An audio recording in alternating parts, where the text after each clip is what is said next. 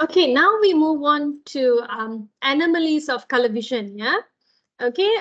So we already look at how the process happens in the perception of color, and then we're going to look at how, if let's say the process that is happening is getting disrupted.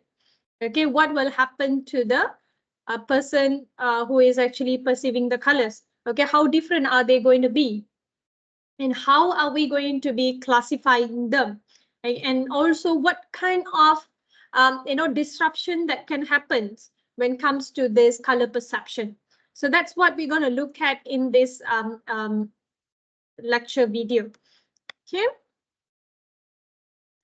so approximately about 4.5% of the population manifest anomalous color vision.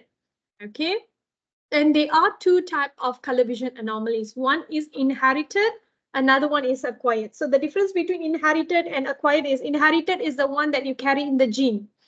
Okay, your father, mother got it, and then you get it. Okay, while acquired, it is something that happens after you born. So you're not born with the problem, you get the problem after you born. So that is acquired. So the inherited is most prevalent. Most of the patients, who's having color vision problem, they are almost, most of them are actually genetically having the problem. It's not because acquired percentage is very less. And it is non-progressive and no threat to vision. Okay, it is a non-progressive.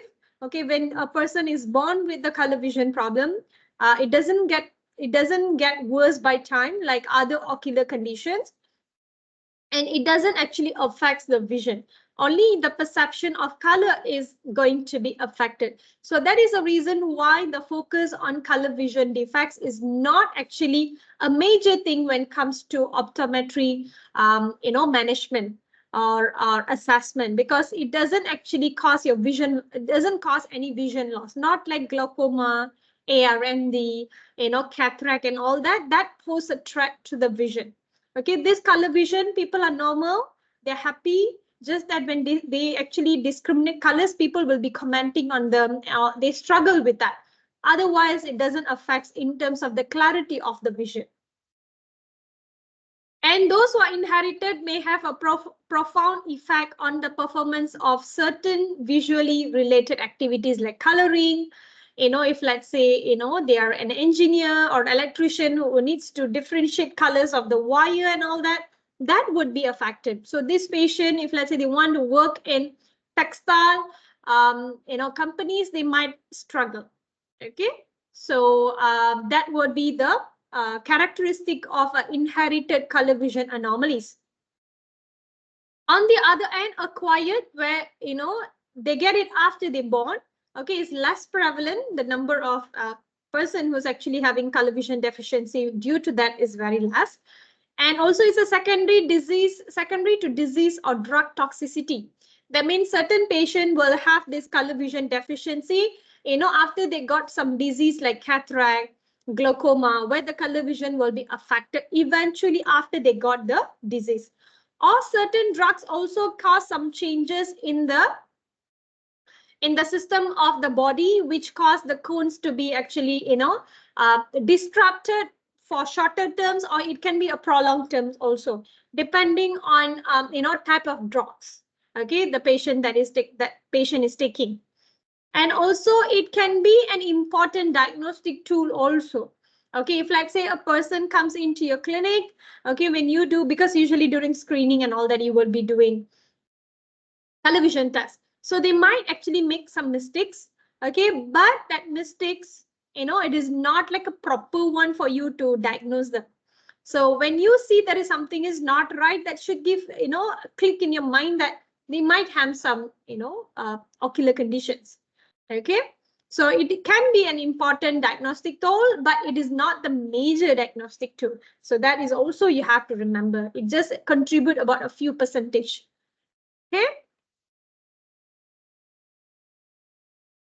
Next, we move on to, okay, now you know that, there are two types of color vision problem. One is congenital or inherited, and another one is that is you acquired after you born.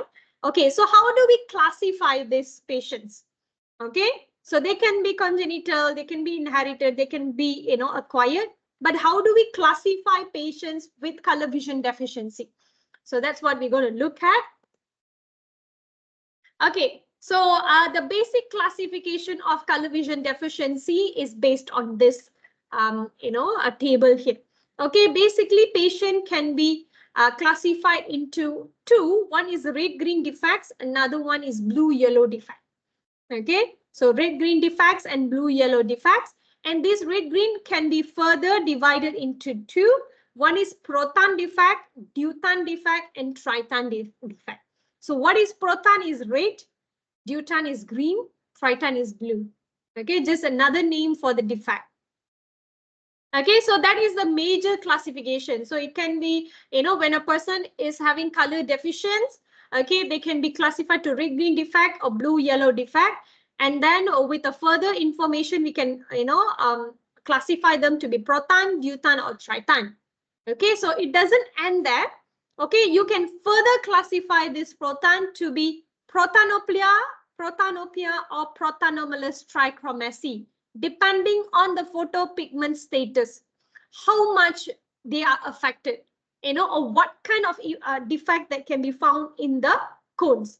Okay, so dichromacy and anomalous trichromacy.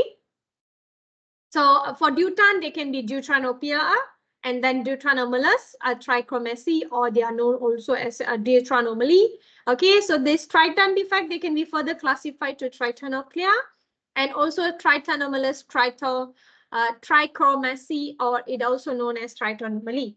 Okay, so what are these difference? Okay, basically dichromacy means we have three types of cones. Okay, for this patient, okay, if let's say they have dichromacy, for a protanopia, their red cone is not functioning, or the red cone is not functioning at all, or it is not existing. Okay, for deuteranopia, okay, the green cone is not existing, okay, or not functioning, while tritonopia is the blue cone is not existing or not functioning. So they have only two type of cones which is actually working. Okay, the other one is not functioning or it is not existing. Okay, so that will lead to protanopia, deuteranopia, and tritonopia. While anomalous trichromacy, they have all three kind of cones, but one of the cone is not functioning optimally.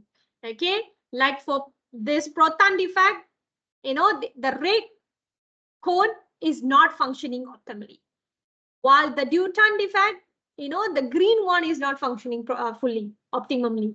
And for triton is the blue one that is not functioning fully. So that is the difference it makes.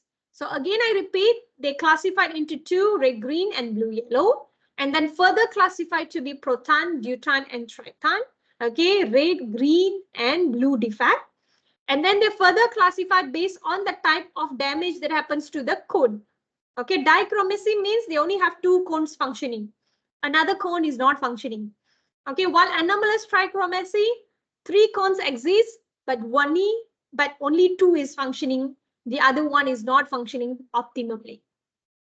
Okay. So the terms proton, deutan, and triton refer to the affected photopigment. Okay, an individual who falls into one of these three categories may have either dichromacy or anomalous trichromacy. So the proton and deutan, they tend to confuse red and green. Okay, they are known to be red-green vision anomalies. So that's why they're under the umbrella of red-green defect. Okay, and usually, but not always, they are inherited. Okay, because these red and green cones are inherited in X chromosome, if you still remember my lecture. Okay, while this triton, they confuse us between blue and yellow. That's why they are under the umbrella of blue-yellow defect. Okay, so they are known to be blue-yellow anomaly. Almost always they are acquired. Okay, so those who have this blue-yellow defect, mostly 99% they are acquired. Okay, they don't carry that in the gene. So dichromacy, as I explained earlier, individuals with dichromacy are missing one of the three retinal photopigments. Okay, so if let's say patient is deuteranopia, Okay, the chloro lab is missing. That means the green cone is missing. Protanopia occurs when the erythro lab is missing. The red cones are missing. While tritanopia occurs when cyanolab is missing. The blue cone is missing. So the missing photopigment is presumably replaced by a remaining photopigment. So basically we have three cones. So one cone is missing. So when one cone is missing, it is replaced by the other one that is actually nearby. Okay, other type of cones. So for deuteranopia, the green defect, what will happen is the blue, when the green is a defect, okay, not existing, it will fulfill by the red one. Okay, the red cones. Okay, while for red cones, when it gone missing, it is actually replaced by the green cones. Okay, so that's how dichromacy happens. While for